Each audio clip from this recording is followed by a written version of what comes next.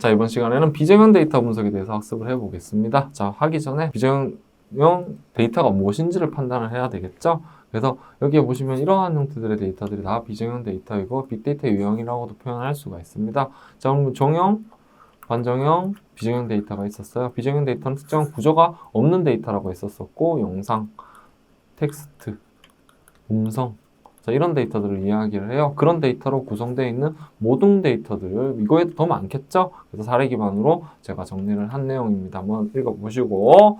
자, 그럼 비정형 데이터 분석에는 여러 유형들이 존재를 해요. 첫 번째는 텍스트 마이닝. 여기가 제일 많습니다. 자, 그래서 자연어 처리라든지 대규모 문서에서 정보를 추출하고 연계성을 파악하고 분류 및 군집하고 요약 등을 해서 숨겨진 의미와 패턴을 발견하는 기법이 데이터 마이닝이고요.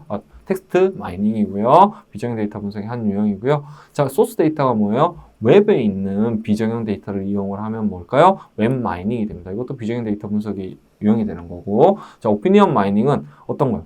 인물, 이슈, 이벤트 등과 같은 원천 데이터에서 의견이나 평가, 태도, 감정 등과 같은 주관적인 정보를 식별해서 추출하는 기법을 뭐라고 합니까? 오피니언 마이닝이라고 합니다. 소셜 네트워크 어널리스트도 여러분들 SNS에 인간의 즉 사람들에 대한 팔로우를 하게 되죠. 그러면서 그 관계에 대해 가지고 분석을 하거나 혹은 여기에 들어가 있는 데이터를 이용을 해서 분석을 하거나 할 수가 있을 거예요. 그럼 예를 들어서 특정 유명인이 있어. 많은 사람들이 팔로우를 할 거잖아요. 그럼 이 친구의 영향도는 높다라는 걸 판단할 수가 있겠죠. 자, 그걸 분석하는 거를 사회 연결망 분석, SNA 분석이라고 합니다. 자, 감성 분석이 있습니다. 감성 분석은 실은 오피니언 마이닝의 일종이라고 볼 수 있어요. 뭐래요?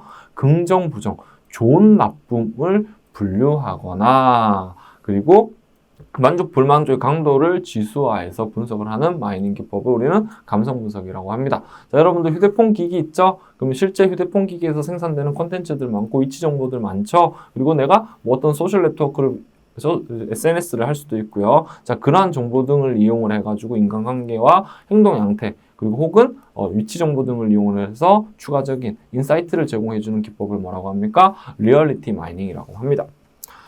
자, 텍스트 마이닝이 가장 많다라고 했어요. 그죠? 자, 많다라고 했고, 자, 중요합니다. 기억을 해주시고요. 자, 텍스트 마이닝으로 할 수 있는 거는 뭐냐? 문서 요약이고요. 문서 분류이고요. 문서 군집이고요. 정보를 추출할 수 있는 마이닝의 역할을 할 수가 있어요. 텍스트 마이닝의 절차는 크게 4단계로 진행이 됩니다. 첫 번째는 텍스트를 수집을 해야 되겠죠? 그래서 우리가 말뭉치를 이용을 할 수도 있고요. 크롤링을 이용을 할 수 있고요. 여기서 데이터를 살 수도 있어요. 그래서 수집을 하고, 자, 그럼 분석할 수 있는 형태로 전처리를 해야 될 거예요. 그래서 키워드 익스트랙션을 하기 위한 토크나, 그리고 불필요한 단어를 처리하지 않기 위한 사전화, 불령어 처리라고 하죠. 그 외에도 어때요?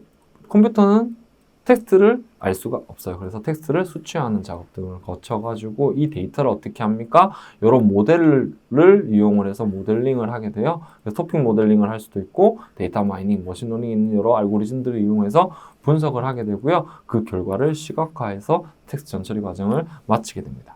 자, 그럼 수집은 아까 말씀드렸던 것처럼 크롤링을 할 수도 있고 말뭉치를 쓸 수도 있고 오픈 API 등을 이용해서 외부에 있는 데이터를 수집해 올 수도 있고요. 로그성의 데이터를 수집하기 위해서 로그 수집 기능을 이용을 할 수 있어요. 그래서 우리가 빅데이터 플랫폼에서 여러 수집 기술들 봤죠? 그 기술들을 다 쓸 수 있다고 생각을 해주시면 되겠습니다. 자, 핵심은 이겁니다. 텍스트 전처리입니다. 어떻게? 우리가 분석할 수 있게 변환하는 과정이 필요해요. 그래서 첫 번째는 텍스트 데이터를 이렇게 말뭉치 형태로 만들고요. 그래서 그 문장이 있을 거예요. 말뭉치에는. 말뭉치는 하나의 책이라고 생각해 주시면 될 것 같아요. 그래서 텍스트 형태, 메모장에 그 책의 내용이 다 텍스트화되는 형태를 얘기하는 겁니다. 그래서 말뭉치를 형성을 하고 거기에서 어떤 문장이 있을 거잖아요. 그러면 나는 밥을 이란 얘기가 있을 거예요. 그럼 나가 명사가 되는 거고요. 주어가 되죠. 그리고 밥은 명사가 되는 거겠죠. 자, 이런 식으로 품사 형태로 만들어내거나 즉 의미 없는 조사들을 떼내는 작업을 이제 토큰화라고 해요. 자, 그리고 그 중에서는